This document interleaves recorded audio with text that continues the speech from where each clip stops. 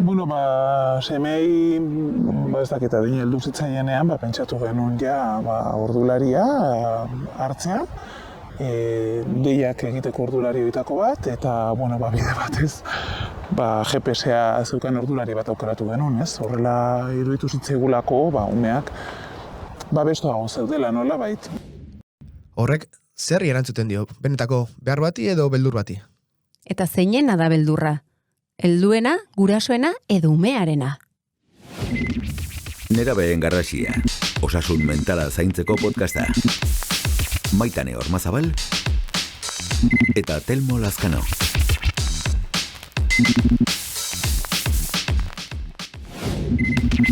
Burbuila emozionalean isolatuta. Ongi etorri gurera beste behin, eta gaurkoan burbuila emozionalaz hitz egingo dugu. 21. mendeko arazo batez, ez Maitane? Bai, burbuila emozionala esaten dugunean askotan, jende askok ez du ulertzen, ez daki zerran, eta zuek ulertzeko, borobil batean sartzen ditugu gure gaur egungo gazteak. Eta zer esan nahi dugu horrekin?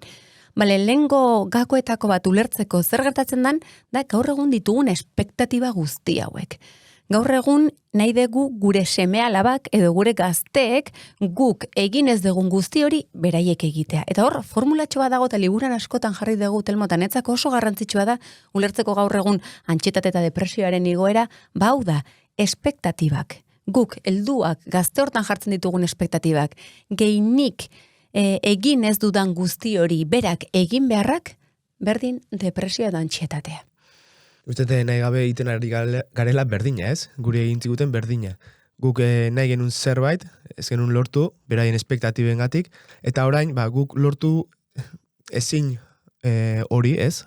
Jarri nahi dugu, gure txikien bizkarretan, ez? Bai, eta hor gertatzen da gauza bat, ze frustrantea eta mingarria izaten dan, nik gehien maite deten pertsona ezin zoriontsu, eta hori, behitu ze pixua da, ez? Gaztedo, bai, eta hori ikaragarrizko pixua da, eta ez da hori bakarrik, seguraski bere nortasunaren aurka doan zerbait egin beharra dauka, eta igual berekin bat ez doa zuk daukazun espektatiba edo ideia hori. Hori da, hor bitalka ditugu, ez? Barnea hotxari kasu egin, edo kanpotik, ez?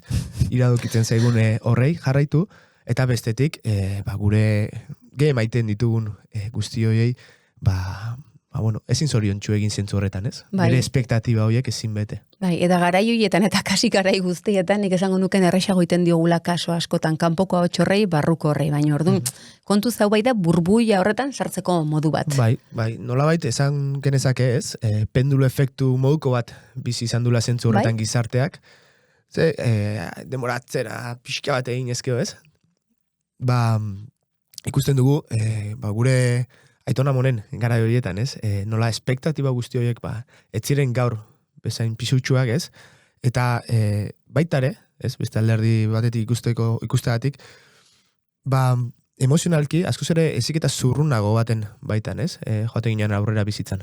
Bai, hor askotan, ez den da ez, pasatu galde batetik bestela, hortzen zurtasun emozionala zan, zu atera bizitzara, eta bilatu bizitza. Eta bizitza egingo zaitu, ez? Hori da, eta egingo dezu. Eta bain pasatuka kontrakora edo beste alderaino joan beharren, igual, erdibideko zerbait bilatu beharrean, beti bezala, gizarteak beste alderaino.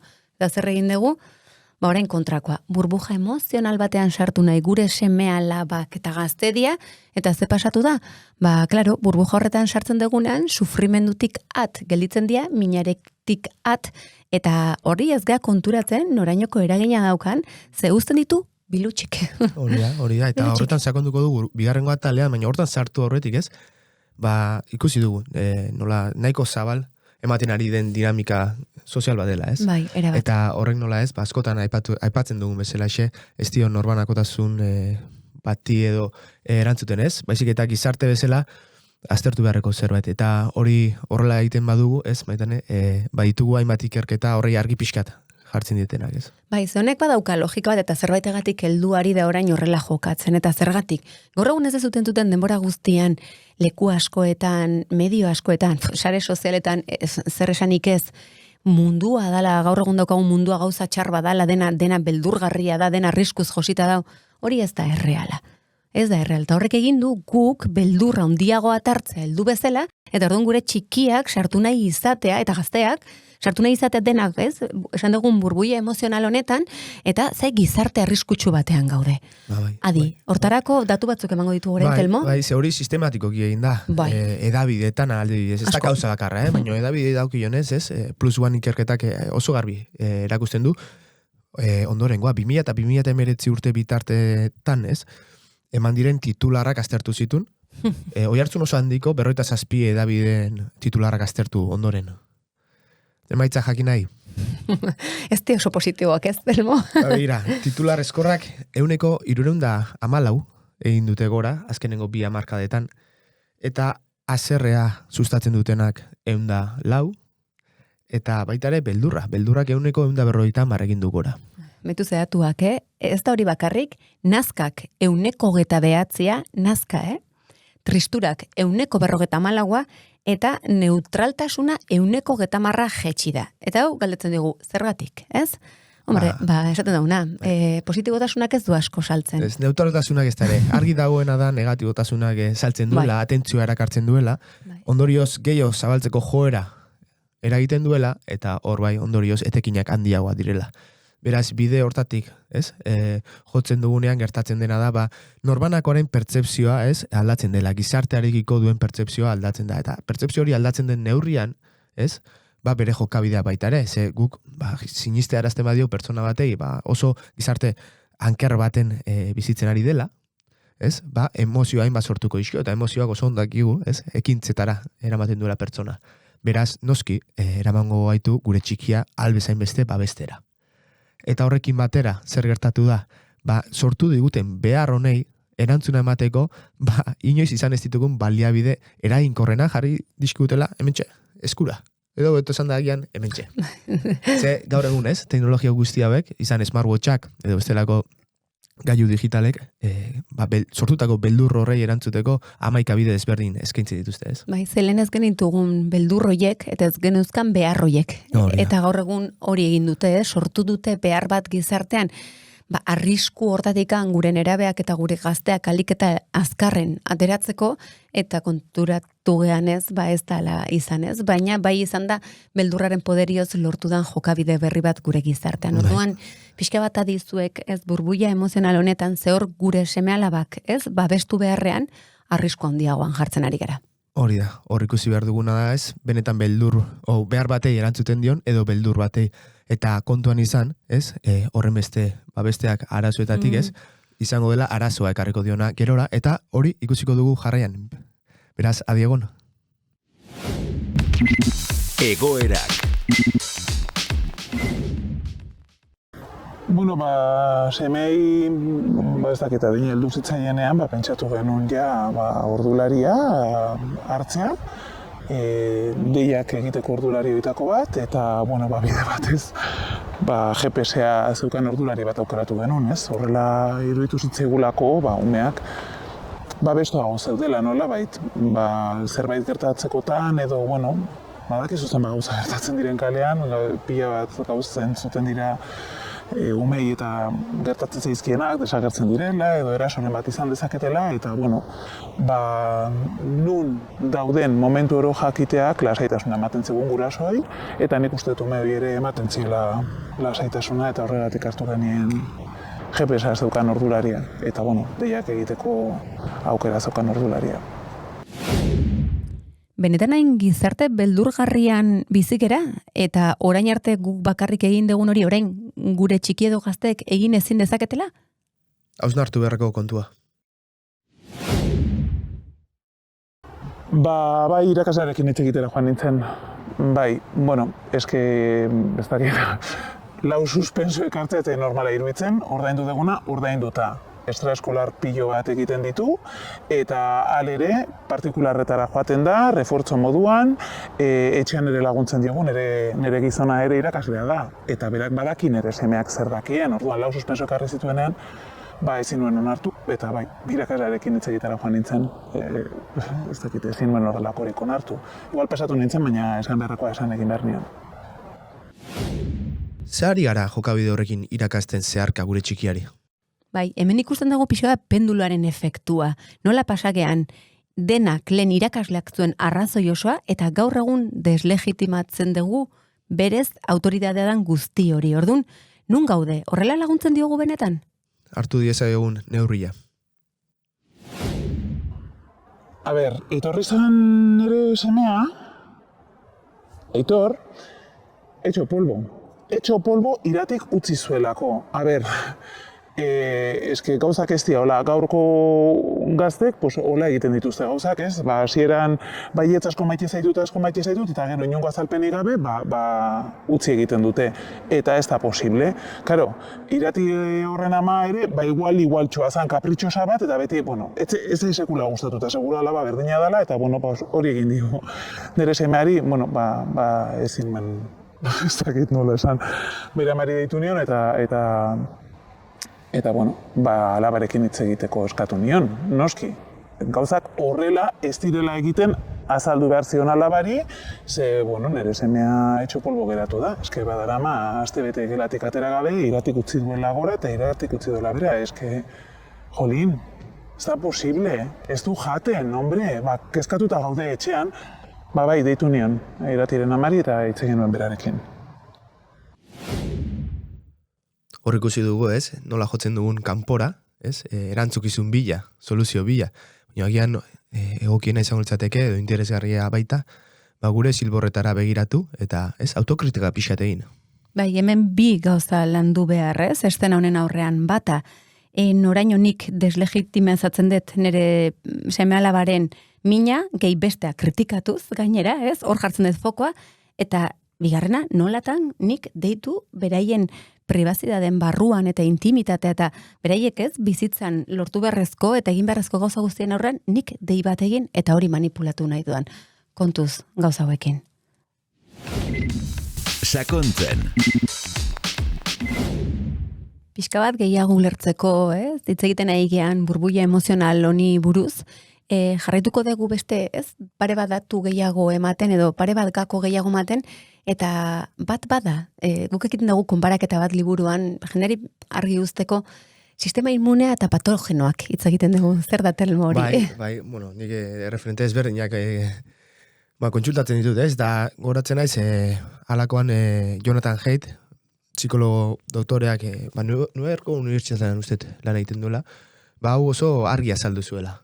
Esanaz, zuk esan dakoa aldara hori, Nola, sistema inmunea, sistema ireki bat den, eta patogenoarekin behar duen kontaktua izan, immunitate hori sortzeko, Beraz, ondorioz, deno dakigu, pertsona bat burbuila baten sartzen badugu, eta ez badiogu inolako kontakturik ikusten patogenoarekin, momentu bat iritsiko da, burbuila hortatik aterako dena, eta bere garai momentu evolutibo ari daokion patogenoarekin kontaktua izan dakoan, ez dula ondo erantzungo. Zestio eman aukera, ez baliabideik, sistema imun hori sortzeko.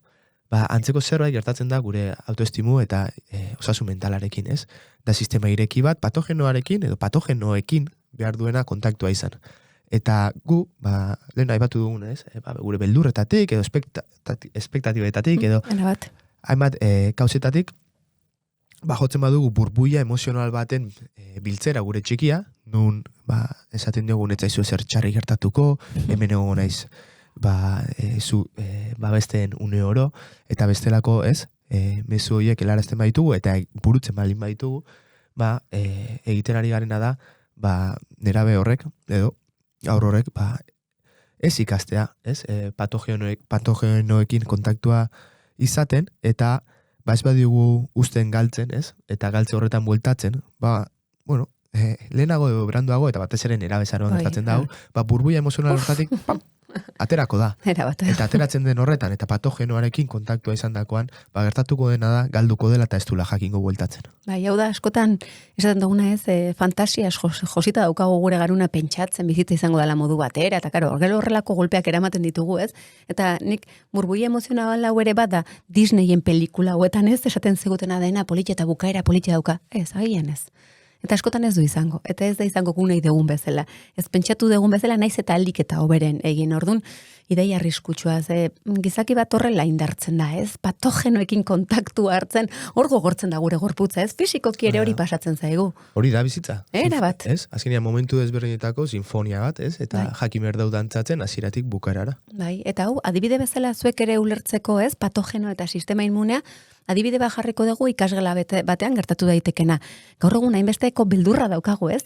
Patogenoen aurrean gure gaztetxoa jartzen, irakasle batek notak eman behar ditu, eta ikasle guztiak hasten dira momentu oron, ez esan altun, ez jarri, ez? Hori, eskaera nagusi bat izaten da. oso ohikoa. Eta hor, ez da zuk erredikuloan utzen edezula ikaslea edo ez. Ez kontrakoa, nahi diozu patogenoarekin poliki-poliki, bera, kontaktua izan dezan, eta frustrazioa, momentu txarrori, ez? Jasoten ikasten, orduan bere sistema immunea indartzen doa, momentuan mina sentitzen du, ez? Baina, ze pasatzen da, guk hori kentzen bali madiogu. Erabat. Guztet hor oso adibide egokia dela, ez? Alde batetik, berak sortutako patogenoa da. Era bat, bai. Eta, ni guztet, Kontaktu ere inbar du, bai, era bat. Horri aurre egiteko gaitasuna garatzen ustea. Bai, eta hori dauka zer ikusi bat gauza oso garrantzitsuekin telmo dela bizitzan onarpena hitzarekin. Askotan asko gustatzen zaigu onarpea, izkutatu iten degulako txarra, ez gustatzen ez zaiguna, deserosoa dana, eta pasatzen dugu bizitza guztia hola. Noski. Eta ezin dugula, egon. Hori da, eta gainera, gaurkotasunera ekarrita gaia, gehitu jozu, ez? Nolabait, nota horiek altuan esandakoan, demagune Mikel Azerretu egin dela, ez du lako ondo kudeatu, patogeno horrekin kontaktua, bere emozioak, ez? Eraman dute, bere amaren gana jo, eta esatera, hau. Eta amaren erantzuna, demagun dela, ez lasai Mikel, lasai, ni jugu naiz irakasle horrekin hitz egitera, eta konponduko dugu. Lasai. Hor zer gertatzen ari da, gaur egun duguna, ez? Ikasle horrek, pertsona horrek, ze ikasketa jasoko du guzti hortatik. Bere ekintzen ondorioak kudeatzen ikasiko du, bere emozioak kudeatzen ikasiko ditu. Duen gaitasun horiek edo erabaki almena, bai, erabat. Ez? Behar duena baino aratago duela pentsatuko du baita ere. Bai, eta pentsatuko du gauza guztiak horrela konponbide bat izango dutela. Eta hor ama edo aita edo dana dalakoa ez da gongo beti.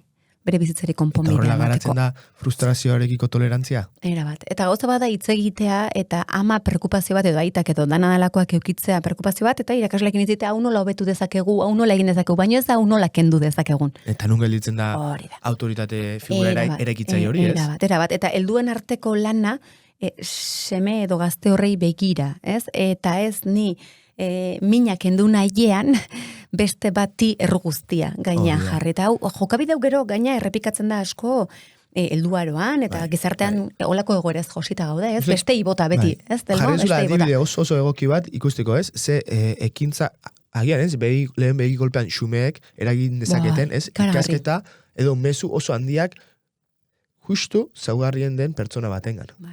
Justu nera beha, hortzen dago, ez? Autoestimu, identitate eta balore eraikiera horretan. Eta zer ari garen irakasten, horrelako egoerak plazaratzen direnean. Ze hor bitu desberdina izango zen, etxera torri, ez? Umea asarre dator, frustratuta dator, eta bere ondoan jarri, eta ze pasatu data, beak bota, ez? Eta bota, eta dena dauzkata, utzi botatzen, eta zu ondoan da. Ja, bai, batutan nola teatzen dien gauzak, ez? Eta utzi berak bizipen hori egiten, eta bizipen hori digeritzen, baina hor momentu hortan oso inkomoda da, egoten dia garrasiak, egoten dia sarrak, egoten dia negarrak, eta askotan, helduok nola guk ez dugun hori landu, edo gizartean hori tapatzera joten dugun, joera hori daukagu ez, venga, guazen aukentzea nola? Ez, nora baitera junda eta beste leku batera bidaltzen dugu. Pelota etxean utzi beharran eta guazen pelota honi begiratzea, gero gauza da hori pasetan ondoan, guraso horrek erabakitza, irakasleekin hitz egin bardet, aber nola egin, baina ez da kasua hori.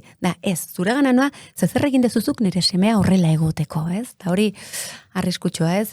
Bizitzan ikasi barko duen gauzarik handienetako bat, eta nik behintzat terapian beste gauzarik ikusten, terapiaren funtsa, bitzetan, resumen laurbiltuko balen bagendun da, onarpena eta konfiantza. Norberarekiko eukitza eta pixka bizitzarekiko. Horrekin justo biak entzen ditugu, nahi gabe. Bai. Bueno, gogo eta hauekin, amaitzen dugu zatitxo hau, eta orain guatzen vitamina dosiak ikustera. Vitamina dosiak.